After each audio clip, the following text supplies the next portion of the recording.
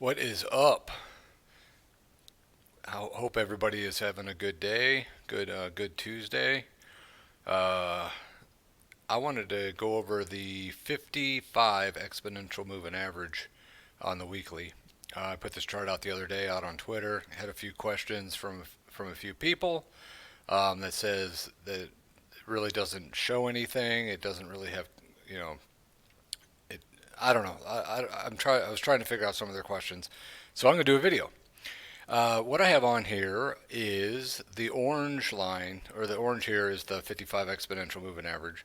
The blue down here is the 200 exponential. So I have the 55 and the 200.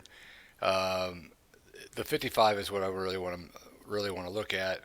I got some Fibonacci lines on here, and the ADX is down here. I'm not going to really talk about it in this video, but what I wanted to look at was the 55 exponential moving average and why I think where we're at right now is a very dangerous area to switch this over to a continuation of bearishness that we could really drop out of bed here. I call it a shitload of risk. Just being careful here on the downside. Why do I think that? When I look at the 55, let's look at the 55 back in history here. Let's see. Let me position this so we can see what we're doing. Um, I look at it, looking at the moving average as a support and resistance level. Right here, support, it breaks, and then it turns into resistance here. Yes, it wicked up, but one of the things I like to do is I like to filter breaks on any of my support and resistance lines. If they're moving averages, if they're Fibonacci retracements, any kind of trend lines that are made into patterns, necklines on head and shoulders, anything like that, I like to filter them. And one of the things I like to do is to see three consecutive settlements above or below the line. And when I say settlements, it depends on what period you're looking at. And this is the weekly, so I'd like to see 3 weeks of closes above it or below it to make it switch. So yeah, right here, we definitely wicked above it, but it wasn't three settlements, so it continued. It kept resistance and it kept the market to the downside.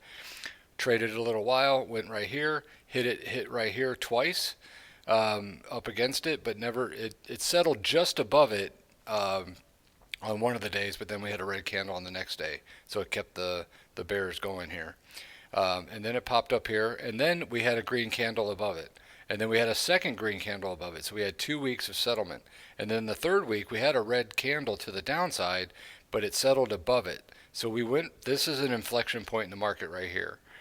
When you're looking at just the moving average. Now you can bring in ADX showing momentum and all those kind of things and some other indicators, but just looking at the 3 day or the 3 period settlement, that third settlement right there is a buy here on the flip going from a resistance point to a support point.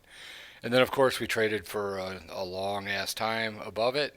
As we went through 2017, rallied all the way higher, blah, blah, blah. And then we came all the way down here to the 55 again. Yes, it wicked lower, but did not change. Traded underneath. The next day it closed above it. And then we went back above. So there was a bounce off of this. So it wasn't. Yes, the market was bearish on a retracement here, of course. But I was looking for a major inflection point in the market. So, when you're looking at the broad market, and it came back down right here, tested, and broke. Then it settled the first week, the second week, and then the third week, and then it changed. Now, what was happening here was it switched from where the market was to a little bit more of a sideways market because the ADX was really low and it wasn't really giving a strong trend, but the red negative directional index was up, so the bears were in control right here. So what happened here is we had the first trade. This is where it got a little hairy, but we had one trade above it. The second week it traded and settled above it, but that third week went back down and traded underneath. So that right there is a signal that this was going to continue sideways to lower.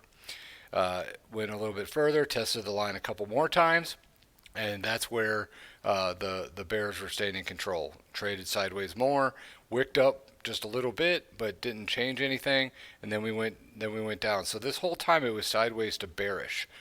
When the momentum started to kick in is when this thing kind of went into a capitulation kind of look, and went all the way down to 3,200 or so. So it was bearish into that point. Then we worked over to this point, broke to the upside here, got back to the 55 exponential, had the first day, the second day, and then the third day it closed really high, and then this was a sign that it was going to be bullish. And then it went off to the races this way.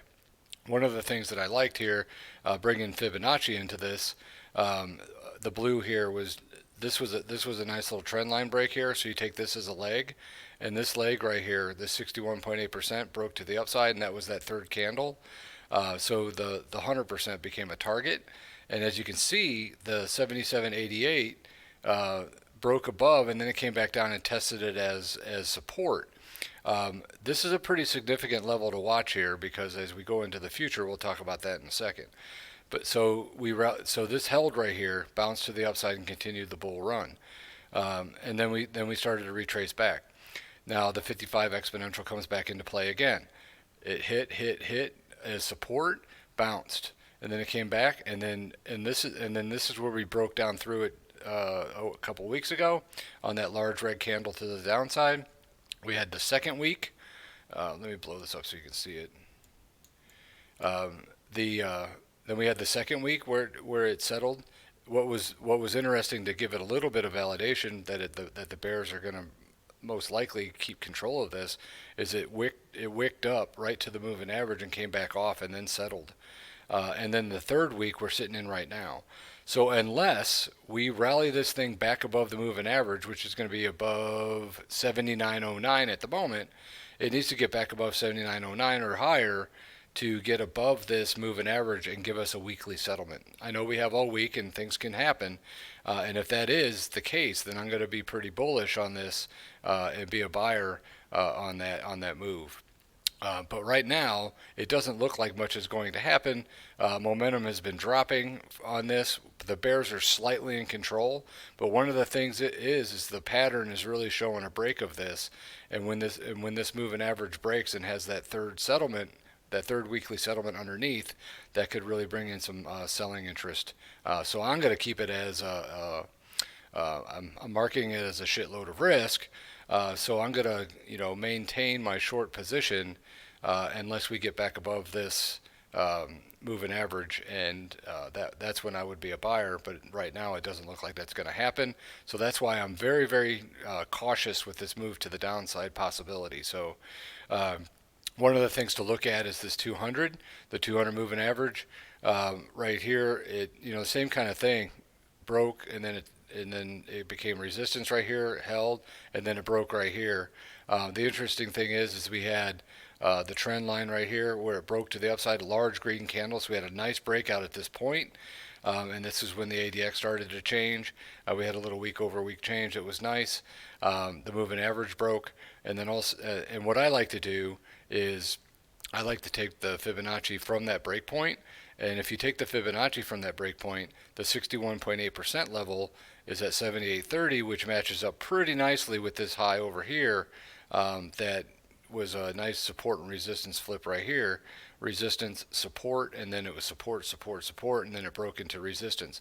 So not only do we have the 55 exponential moving average as resistance, we also have the 61.8% level, or this 100% level right here on this leg to the downside on a nice little break to the bears. So this line right here, some people would look at it as a horizontal resistance, and I would say that, but it's also some significant, definitely a significant resistance level to watch, along with the moving average. Most likely, if we do get a nice downside move, the 200 would be somewhere to look, and that's going to be right around 5,500. And that's probably where I would start to look to do some major buying if it gets down into that level. We'll have to see what the internals look like, when the momentum indicators and some of the other stuff to look at on different time frames. But I'm just going to say I'm going to be very cautious that this thing can drop to 5,500 pretty easily over the next few weeks, unless we get back above the 7,900. I know I know people don't like to hear bearish news for the people that want to be long and all hail Bitcoin. But I got a lot of Bitcoin in storage, but my trading Bitcoin right now, I am short, short the market, and I'm going to stay short as long as we are underneath this 55 and underneath this resistance level. So. Well, hopefully that helps out a little bit on explaining why I like the 55 exponential moving average here as a nice support and resistance guide. And its resistance right now, unfortunately, unless you're short, and maybe we take a little opportunity out of the market before we buy and get this thing rock and roll into the upside and hopefully into 2020 and rock this thing out. All right. Any questions, comments, concerns? You know where I'm at. I'm out on Twitter at FiboSwanny. And I hope everybody's having a good day trading. And peace out.